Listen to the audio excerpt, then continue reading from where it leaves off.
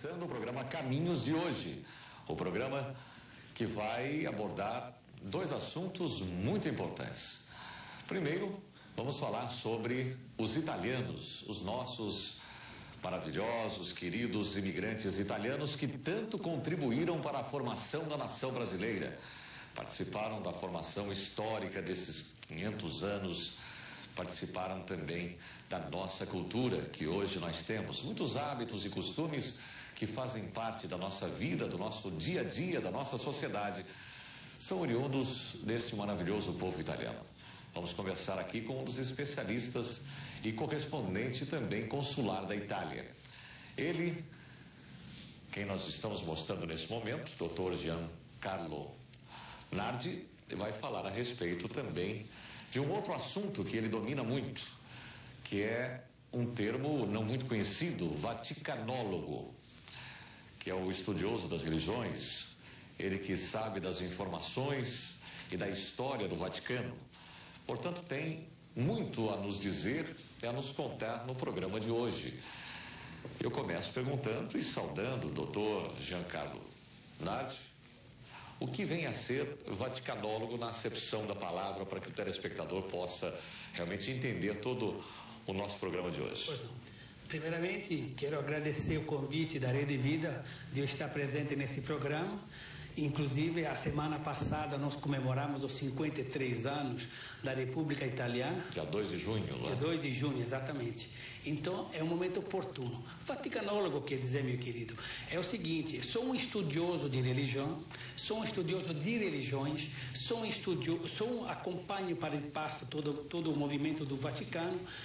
Tenho estado 3 vezes este ano com o Santo Padre, tenho acompanhado na viagem que ele fez à Terra Santa, de maneira que então eu tenho, assim, digamos, as notícias mais quentes do Vaticano, que logicamente às vezes não são passadas à imprensa ou a outras pessoas, e eu privo desse momento de saber essas novidades. Bom, a respeito do Papa, certo, já que o senhor é um estudioso do Vaticano, das religiões, é um vaticanólogo, não é? Como nós explicamos, não é? Obrigado.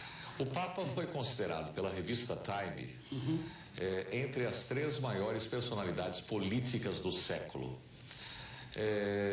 Como que o senhor encara, como que o senhor vê o Papa, que é o líder mundial, que é a maior autoridade da religião católica, ser considerado um político modelo deste século?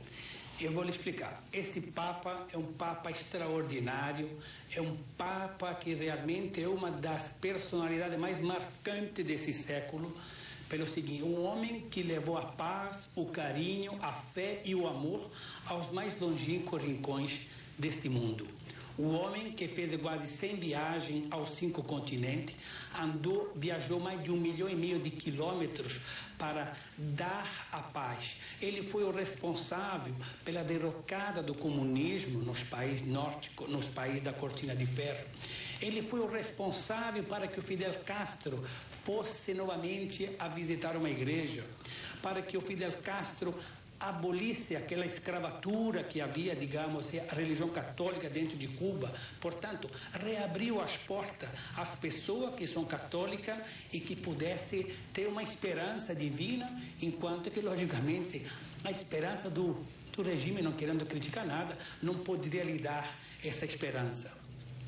Nós tivemos essa demonstração de fé, de carinho, de afeto e de amor quando aqui esteve a massa humana acolhendo João Paulo II como se fosse realmente um santo. Todo mundo queria vê-lo, todo mundo queria tocá-lo, porque realmente é um homem de um carisma que há muito tempo não se via na história do Vaticano.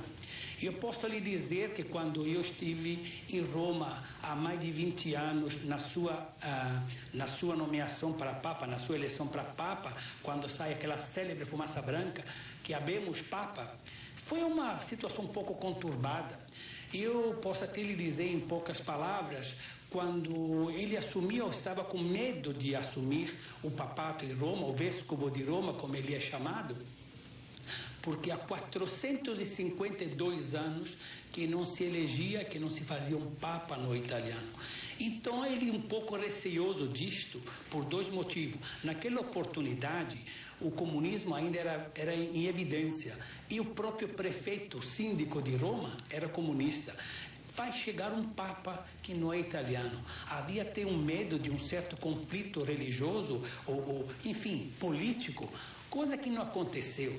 Vinham gente da Itália inteira, caravana de ônibus para ver este homem que foi um guerreiro, que foi um lutador, que foi um seminarista, que, enfim, veio das mais humildes bases. Ele ficou órfão aos 18 anos, aliás, aos 7 anos da mãe, e aos 18 anos do pai. Portanto, ele se fez uma vida de estudo, de dedicação e de dedicação religiosa para chegar até onde ele chegou. É considerado um homem realmente que, veja que estou utilizando isso em primeira mão. Futuramente ele vai ser beatificado, futuramente ele vai ser canonizado, porque o homem que, repito, levou a paz, o carinho, o afeto e a esperança a muitas nações que haviam até já perdido. Esse foi o grande trabalho político do Papa, não é? Foi lutar contra a fome, contra as guerras, os conflitos. Ele foi e ele ainda está fazendo. Porque eu estive recentemente com ele, estes momentos de lucidez que ele parece que ele está, digamos, cansado. De uma hora para outra ele de uma clareza, de uma evidência extraordinária. E ele tinha 3 desejos na vida dele, entre aspas, entre tanto, logicamente, religioso. Mas o desejo do Papa era o seguinte: eu estive com ele. Eu fui convidado na abertura da Porta Santa, na abertura do Ano Santo, no dia 24 de dezembro de 1999, se abriu a Porta Santa. A Porta Santa é a porta que fica na entrada da Basílica de São Pedro, do lado direito, e é aberta a cada 25 anos. Só que em 1983, o atual Papa decretou o Ano Santo extraordinário da redenção. Então, senão a porta teria que ser, foi aberta em 1975, com o Ano Santo da época, outro Ano Santo seria no ano de 2000. Só que ele decretou o Ano Santo extraordinário da redenção em 1983 para 84. Até para saber como é que ia a religião católica, até como é que respondia o mundo inteiro a esse evento, ele respondeu maravilhosamente bem. Em 1999 foi a abertura da Porta Santa, lhe falei na Missa do Galo à meia-noite, e fui uma das 58 autoridades do mundo inteiro convidada para participar desse evento.